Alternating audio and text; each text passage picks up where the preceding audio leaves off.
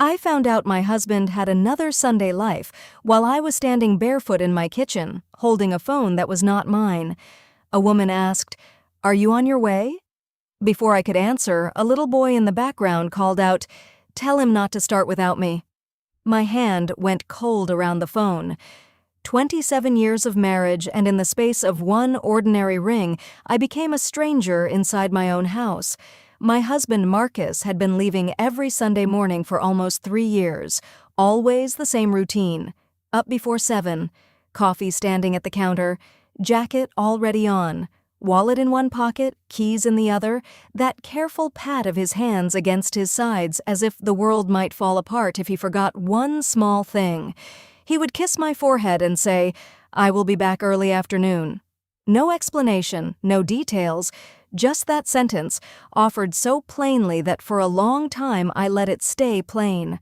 That is what can happen when you have loved someone since you were 22. You begin trusting the shape of them more than you question the spaces they do not invite you into. Marcus Freeman and I met at Central State during my junior year. He was studying engineering and I was studying accounting, which meant our idea of romance at the time was sharing a calculator in the library and arguing over whose study playlist was worse. We married 2 years later. We raised our daughter Simone in the same brick house outside Dayton where we still lived. Marcus was a structural engineer, the kind of man who read instruction manuals from the safety warnings to the warranty page before touching a screwdriver. He checked the locks twice at night. He kept receipts in envelopes by month. He remembered oil changes, dental appointments, and the exact angle at which the back gate needed to be lifted before the latch would catch. He was not romantic in the movie sense. He showed love through fixed hinges, paid-off cars, tire pressure checked before long drives, and gas tanks quietly filled when he knew I had an early client meeting. That kind of steadiness became the foundation I built him on. So when the Sunday mornings began, I told myself it was nothing. Maybe he needed time alone. Maybe he had started volunteering somewhere and did not want praise for it. Maybe he had a hobby he was embarrassed to explain because Marcus could make the most normal activity sound like a government report. And honestly, I understood that marriage does not mean owning every hour of another person's life. I had my own quiet routines. He had a right to his. That particular Sunday, I woke groggy and slow, the kind of tired that makes the morning feel wrapped in cotton. Marcus was already dressed, gray sweater, dark jeans, work boots by the back door. He moved fast, checking his pockets while coffee steamed in his travel mug. "Back early afternoon," he said. He kissed my forehead and was gone before I poured my first cup. I stood by the front window and watched his truck back out of the driveway, red taillights sliding past the maple tree at the corner. Then I turned toward the kitchen island. His phone was sitting on the granite, dark screen, forgotten. In all our years together, Marcus had never once left that phone behind, not because he was secretive, because he was careful. It went everywhere with him, to work, to the mailbox, to the garage, to the backyard when he was trimming hedges. Seeing it there felt wrong, like finding one shoe in the middle of a room with no explanation for where the other had gone. I almost did not touch it. I want to be honest about that. Some loyal part of me almost left it alone. I almost told myself whatever called would call again. I almost let it sit there until he came home and handed it back with a joke. Then it buzzed against the counter, one sharp vibration, then another. I picked it up because I thought it might be work, or Simone, or his older cousin who had been having blood pressure issues and sometimes called Marcus instead of an ambulance because men in our family could turn stubbornness into a full-time occupation. I answered, "Hey," a woman's voice said, warm and familiar. "Are you on your way?" I said nothing. My mouth simply would not work. "Malik keeps asking if you are coming," she added. "He says he will not start without you." Behind her, I heard a boy shout, "Tell him I got the board set up already." The woman laughed softly. The line went dead before I could make a sound. I stood barefoot in my kitchen holding my husband's phone as if it had become something dangerous. My first feeling was not anger. It was disbelief, cold and clean, the kind that makes familiar rooms look staged. I looked at the screen. No contact name, just a number I did not recognize. Below it, a text sent an hour earlier, an address on Willow Street. Nothing romantic, no heart, no can't wait, no message that made the story obvious, just coordinates. That should have made me feel better. It did not. The plainness made it worse because it meant this was not a secret charged with excitement. It was routine. It was how Sundays worked, and I was the only person who had not been told. I stood there for a long time, feeling 27 years tilt under my feet. Then I did something I had never done in our entire marriage. I put Marcus's phone in my purse, picked up my keys, and walked out to my car. I told myself I wanted answers. I told myself I could still turn around. But my hands were already steering toward Willow Street before my mind admitted what I had decided. The drive took 18 minutes. I remember everyone. The school zone I slowed through out of habit even though it was Sunday. The church parking lots filling with cars. A father lifting a little girl from the back seat while she tried not to drop her Bible and her hair bow at the same time. The ordinary world moving around me while mine quietly came apart. Willow Street was the kind of block that looked incapable of hiding anything. Small houses, wind chimes, porch plants, garden flags faded by weather. I parked 2 houses down, engine off, hands still gripping the wheel. Through the front window of a blue house, I saw him, Marcus, my Marcus, kneeling on the lawn beside a bicycle. Then a boy around 12 came running out the front door and threw both arms around my husband's neck like he had been waiting all week for exactly that moment. I did not move. I did not breathe. I sat there and watched a child I did not know hug the man I had slept beside for nearly 3 decades. For a few seconds, every sound in the world disappeared. A second family. That was the first explanation my mind offered. A secret child, a woman tucked somewhere across town. A life. Marcus folded neatly into the hours between Sunday morning and early afternoon. While I stayed home drinking coffee and trusting him, a woman came out onto the porch wiping her hands on a dish towel. I recognized the voice before my eyes fully processed her face. She was in her mid-30s, maybe a little older, with tired eyes and a capable way of moving that told me she had been managing too much for too long. She called something to the boy.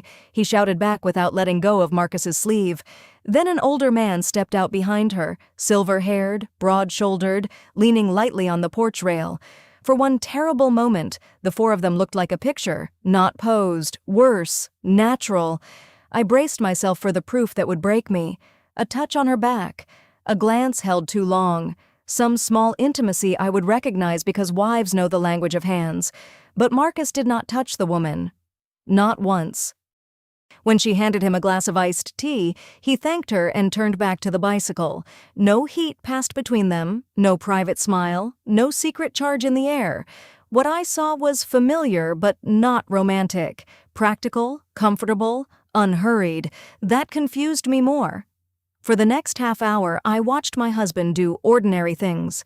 He sat with the boy at the picnic table, a math worksheet spread between them, explaining something with the same patient, blocky handwriting he once used when Simone struggled with geometry. He tightened the bicycle chain. He checked the brake pads. He helped the older man get a stubborn push mower started. The 2 of them bent over the engine like they had performed that ritual before. Later, the woman brought out sandwiches, and all 4 of them sat under the shade tree in the backyard. Marcus cut the boy's sandwich in half without being asked, exactly the way he used to cut Simone's when she was little. My chest tightened, not only with jealousy, with confusion. This did not look like betrayal. It looked like belonging, and somehow that hurt in a different place.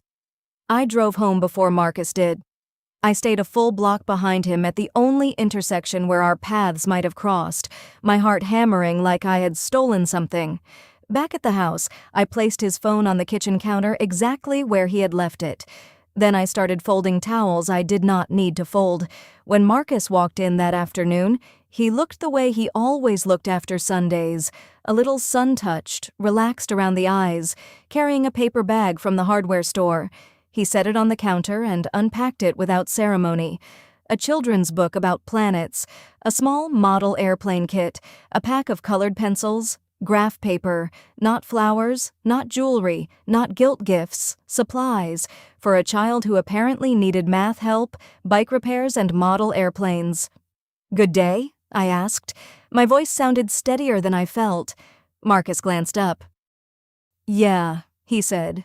"Good day." That was all. He did not offer more. I did not push. Some instinct told me the picture I had seen on Willow Street was not the whole picture. I was standing at the edge of something larger than an affair, and I did not yet have the language for it. That night, lying beside my husband in the dark, I studied his profile like it belonged to someone I had just met. 27 years, and I realized I had never asked where he went on Sundays because I never thought I had to. Now the question sat awake inside me. I did not confront him that night, but I already knew I would go back. The week that followed felt like living two lives inside one house. On the surface, everything stayed normal. Marcus left for work at 7. He came home at 6. He asked how my audit client was behaving. He fell asleep in front of the evening news with his reading glasses sliding down his nose. Underneath, I was watching. Really watching. That is the strange thing about suspicion. Once it enters a room, it points at objects that have been sitting there for months and asks why you never saw them before. The extra box of granola bars in the pantry, the new set of pencils in the console of his truck, the way he had started taking out cash every other Friday, never enough to alarm me, just enough that I could explain it away as lunch money or tips or the kind of small spending adults do without reporting every dollar. I hated noticing those things. Every detail felt like evidence and accusation both. I would watch Marcus rinse his coffee mug and think, "Tell me." Then he would look over and ask whether I wanted him to pick up salmon for dinner, and the ordinary kindness of the question would make my throat ache. Part of me wanted to be angry enough to make everything simple, but nothing about Willow Street had looked simple. If it had been an affair, I think I would have known what to do with the pain. I would have called Simone, packed a bag, found a lawyer, and let righteous fury keep me upright. This was worse because my instincts were arguing with each other. The wife in me felt shut out. The woman who knew Marcus's character kept whispering that I had not seen what I thought I had seen.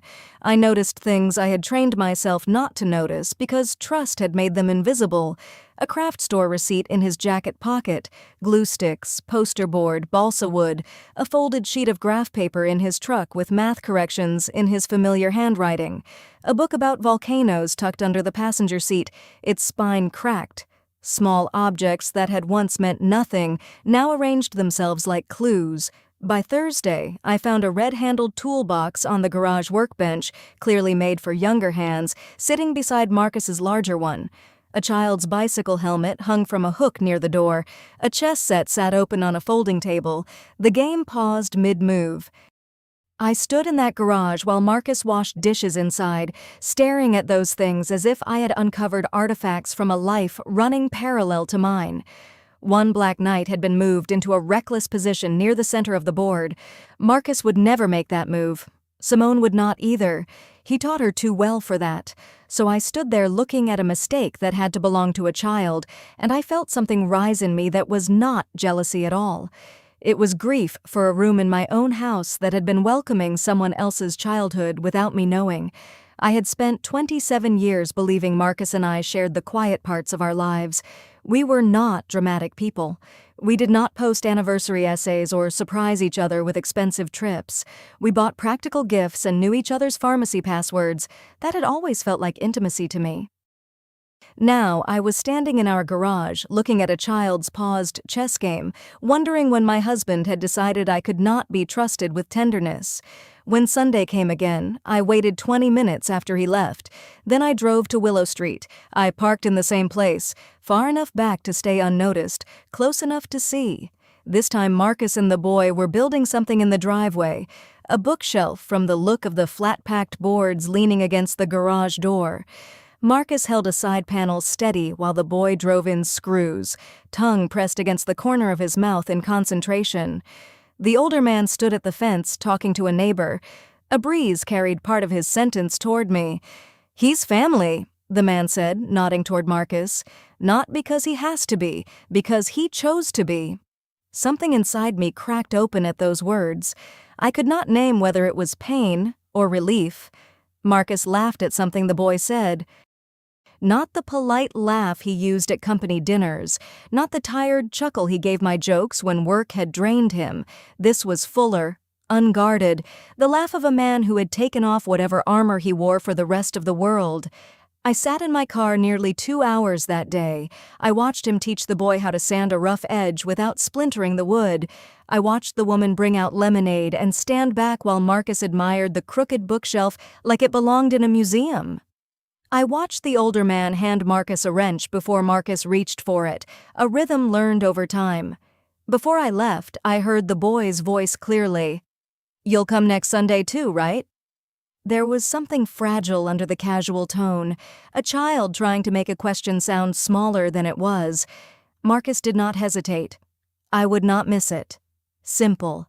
Certain. Like a promise he had made many times before and intended to keep many times again. I drove home with that sentence repeating in my mind. I would not miss it. Not, "I'll try," not, "We'll see." A vow, spoken in the same plain tone he had used at 24 when he told me he would love me for the rest of his life. That night, long after Marcus fell asleep, I sat at the kitchen table with my laptop. I did not hire an investigator. I did not go through his email. I did what I had done for 30 years as an accountant when the numbers did not add up. I looked for the missing transaction. Facts have always calmed me.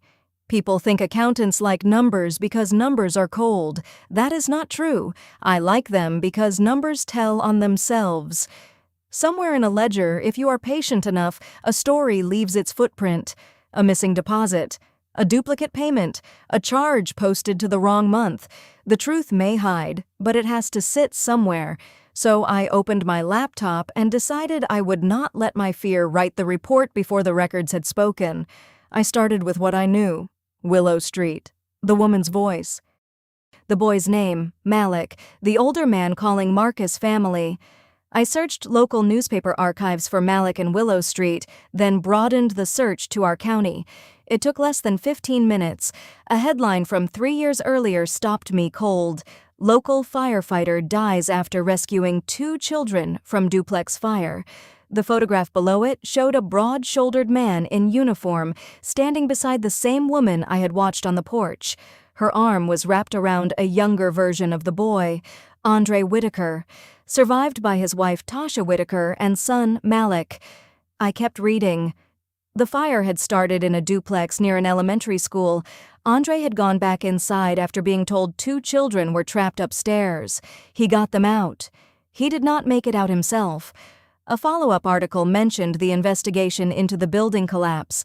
Buried near the end was one sentence thanking the structural engineer who assisted fire officials in understanding the failure pattern. Marcus Freeman. There was a second article published the week of the funeral.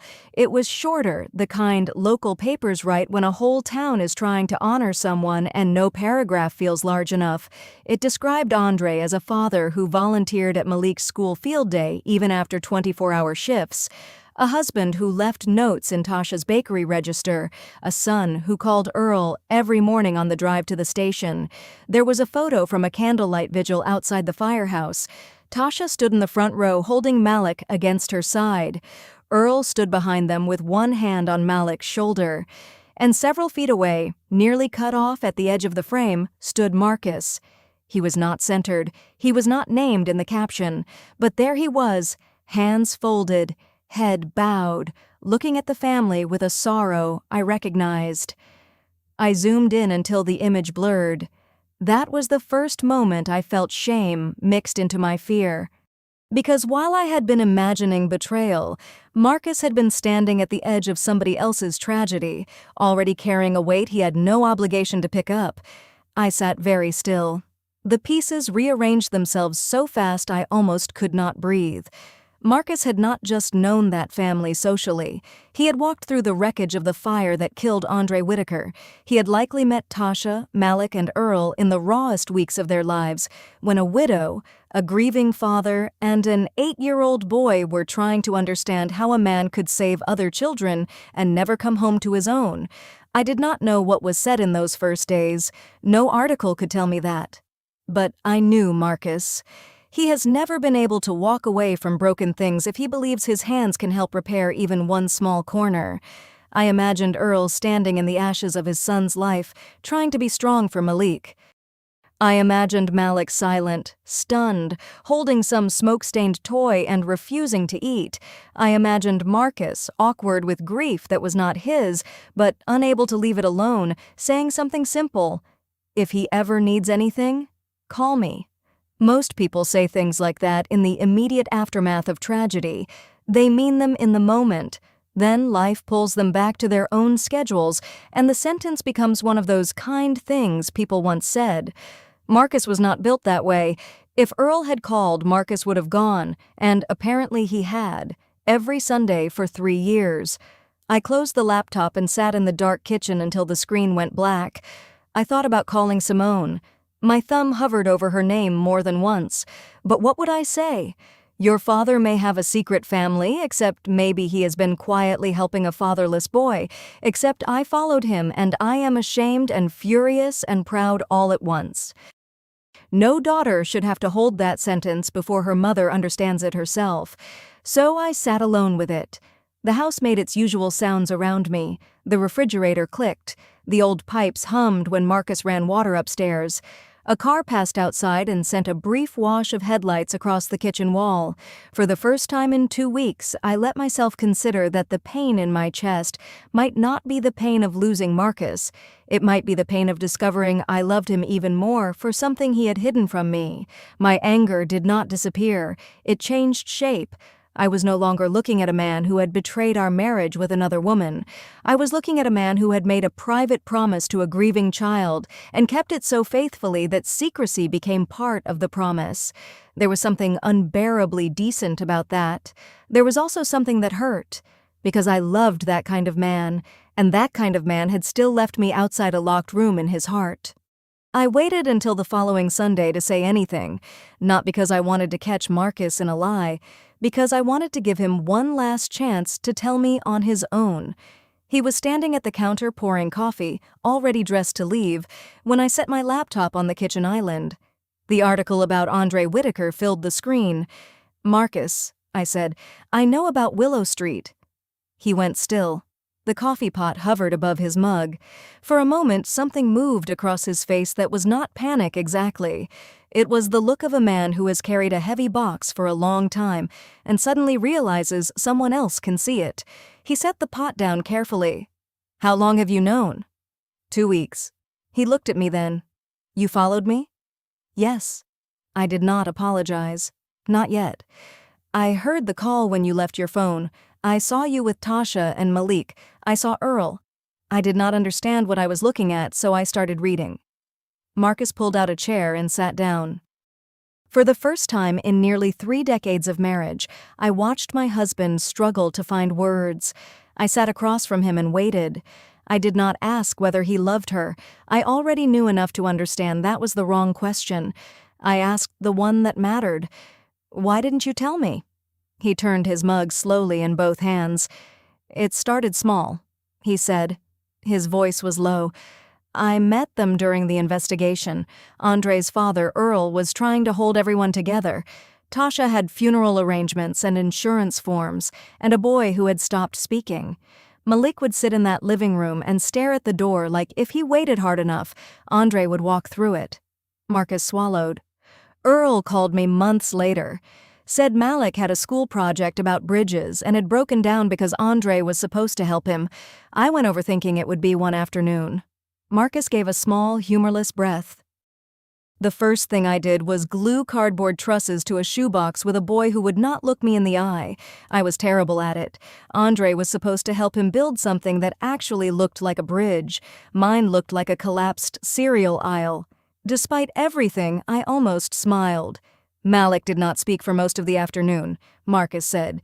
Then right before I left, he asked if bridges always fall down after fires.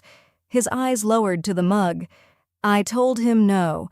I told him most of them can carry more weight than people think if someone checks the weak places and fixes them before they fail. He looked up at me. I thought I was talking about the project. I do not think he was. But it wasn't. No. He looked at me then, and I saw the rawness he usually kept tucked away. He started asking if I would come back the next Sunday. Every time I thought about stepping away, I saw him waiting on that porch. I could not become one more man who left and did not come back. I thought about the sentence I had imagined in the dark kitchen. You promised Earl. Marcus's eyes widened slightly. Yes. That if Malik ever needed you, you would come. He nodded. I said it before I understood what it meant. Then he called, and it meant something. The house was very quiet around us. I could hear the refrigerator, the faint tick of the clock above the pantry, my own breathing. You went every week for 3 years and never told me. I know. Marcus. His composure cracked at the sound of his name. I know how it sounds, Angela. I wasn't hiding an affair. I was hiding a responsibility I did not know how to explain. At first I told myself it was temporary, so there was nothing to explain yet. Then months passed and it felt too late. I thought if I told you after a year you would wonder why I waited. After 2 years, the silence felt bigger than the truth. It was bigger, I said gently. He looked down. I know. Were you afraid I would say no?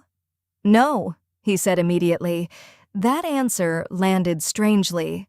Then what? He rubbed both hands over his face. I was afraid you would say yes so completely that it would become one more thing you carried. I sat back. He continued before I could answer. You carry people, Angela. You always have. Your sisters, your clients, Simone when she was struggling freshman year, my mother after her surgery. I watched you do it over and over. I thought if I brought this to you, you would step in with your whole heart, and I did not want to hand you a grieving household like an assignment. That hurt because there was truth in it. Not enough truth to excuse him, enough truth to make the room more complicated. You do not get to protect me by removing my choice, I said.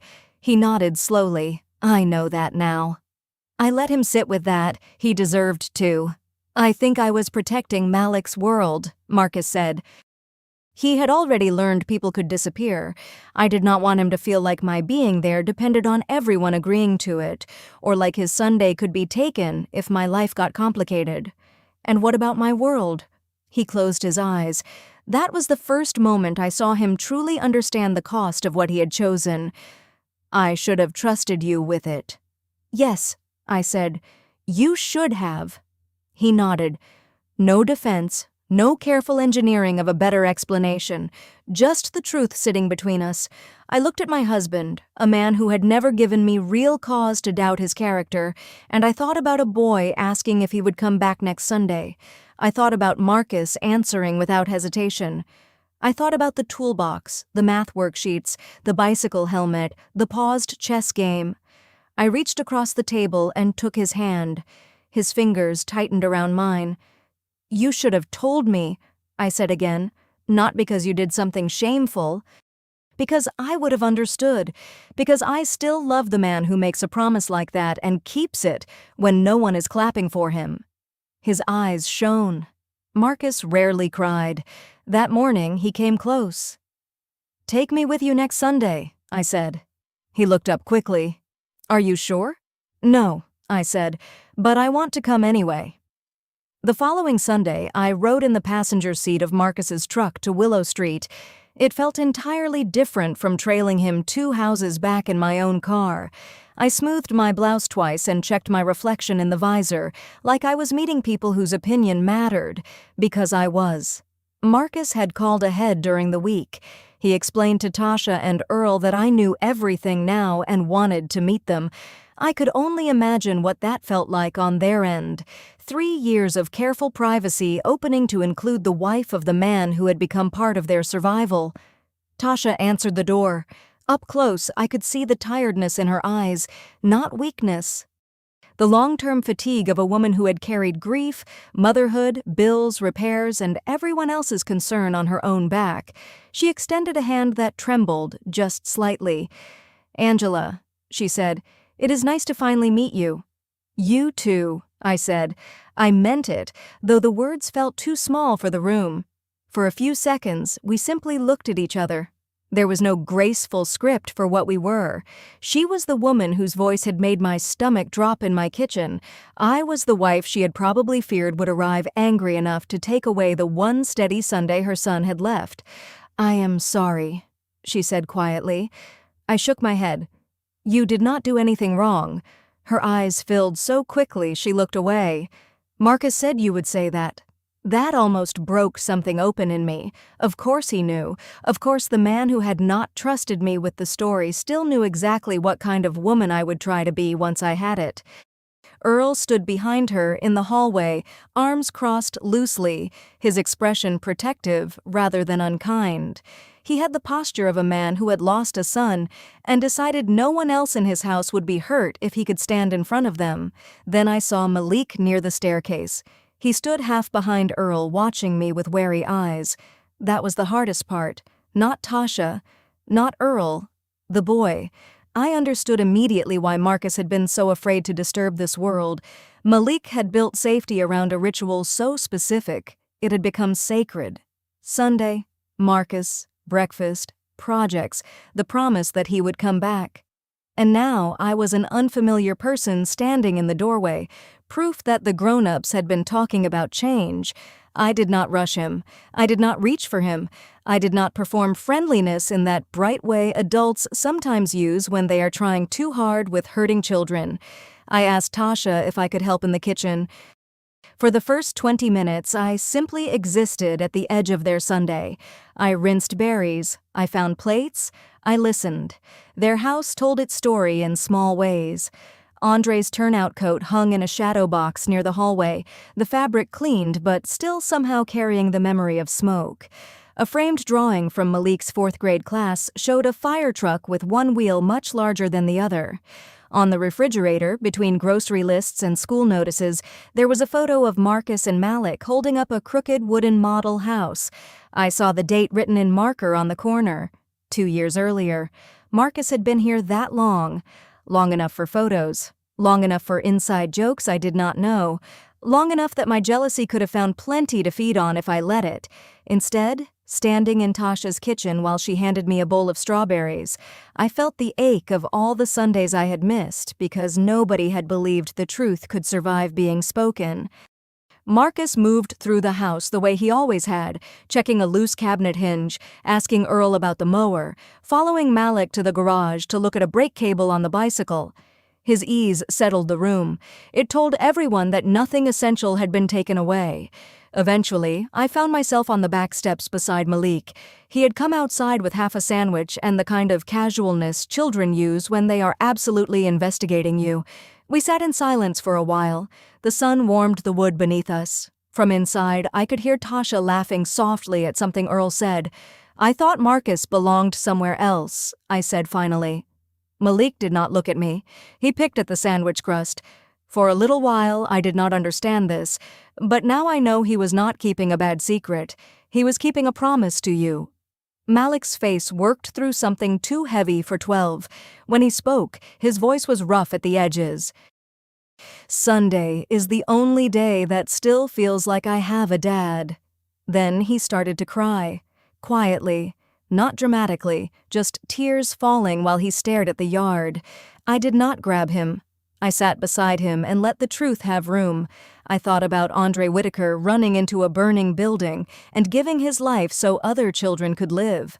I thought about Marcus standing in the aftermath, making a promise he had no idea would shape the next 3 years of his life. "I am glad he kept his word," I said. "And I am glad you have him." Malik wiped his face with the back of his hand. For the first time since we arrived, he looked directly at me. Something in his expression softened. Later that afternoon, everyone gathered in the backyard. Earl took charge of the grill with the authority of a man who believed barbecue required supervision and commentary. Tasha set out plates and lemonade. Marcus flipped burgers while Malik gave him exaggerated instructions from a lawn chair, enjoying the power far too much.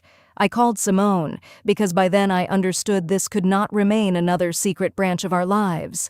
She drove over from her apartment, stunned by the story and full of questions, but she entered that yard with the warmth I had always loved in her.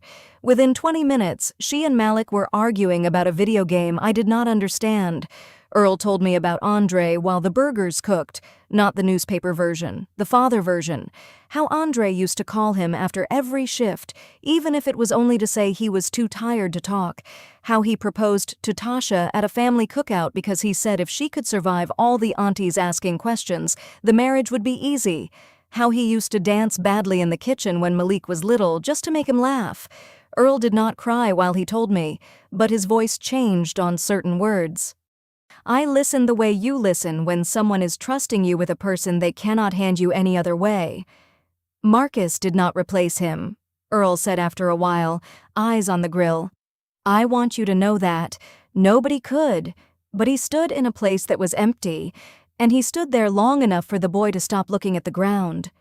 I looked across the yard at Marcus and Malik bent over the bicycle again, Simone kneeling beside them, pretending she understood tools.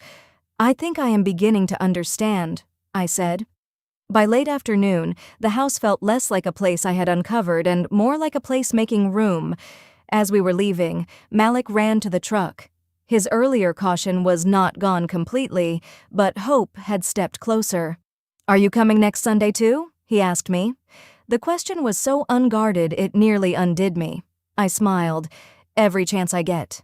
A year has passed since that first Sunday on Willow Street, and Sundays in our family look nothing like they used to. They look better. The change was not instant. I want to be honest about that because healed stories often get told too neatly. There were awkward weeks. Weeks when I felt outside jokes I had not been there to learn. Weeks when Tasha apologized too much, and I had to keep reminding her she was not the one who had kept me uninformed. Weeks when Marcus overexplained every plan as if providing a full itinerary could undo 3 years of silence. We had hard conversations at home, some of them at the kitchen table, some in the car after leaving Willow Street, some in bed facing opposite walls because the truth was easier to say when we were not looking directly at each other. I told Marcus that goodness does not cancel secrecy. He told me he understood. Then he showed me he understood by changing. That mattered more than the apology. Marcus no longer disappears. We go together when we can, and when we cannot, everyone knows why. There is no secrecy now. Only a calendar that somehow expanded to hold more people than I knew we needed. I taught Malik how to make my grandmother's biscuits last spring in Tasha's kitchen. He measured flour with the same intense concentration he once brought to long division and ruined the first batch so thoroughly that even Earl could not pretend they were edible. We laughed until Tasha had to sit down. Marcus and Malik spent an entire Saturday rebuilding an old go-kart Earl had kept in his shed for years. Neither of them fully understood the instructions, which did not stop them from disagreeing with confidence. Simone treats Malik like the little brother she never had. She teases him about his music, helps him with school projects, and sends him ridiculous motivational texts before tests. Earl became Grandpa Earl to all of us without anyone officially announcing it. He comes to our house for birthdays and brings stories about Andre that make the table go quiet and then warm. Tasha reopened the small bakery she had put aside after Andre died. I stop by on Saturdays for coffee and sweet potato muffins, and sometimes we talk like women who met through ordinary friendship instead of through a secret that nearly broke my heart. I think often about that first morning, the phone buzzing on the counter, my bare feet against the kitchen floor, my mind building the worst possible version of a story because fear is an architect when it wants to be. I was certain I was about to lose my husband.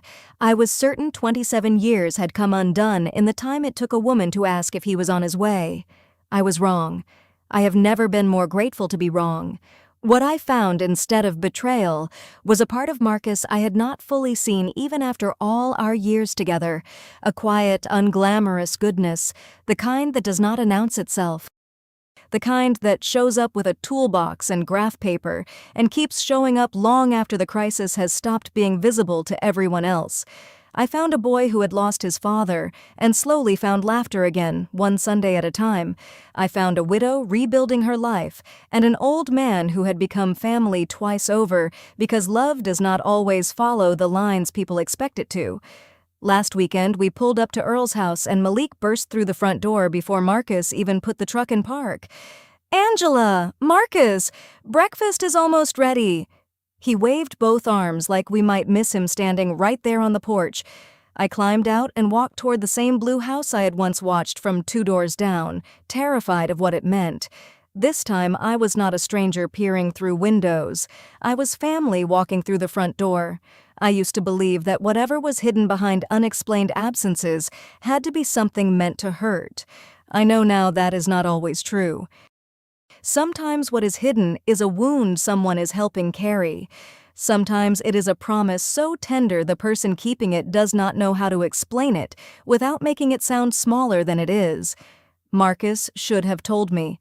I will always believe that. But I also know this. He did not take love away from our marriage by keeping that vow. He showed me there was more love in him than I had known how to ask about. On the other side of my worst fear, I did not find the end of my family. I found more people to love. I want to know how far this kind of story reaches. Leave a comment below and tell me where you are watching from. We have many more stories like this one to share, so subscribe so you do not miss the next one.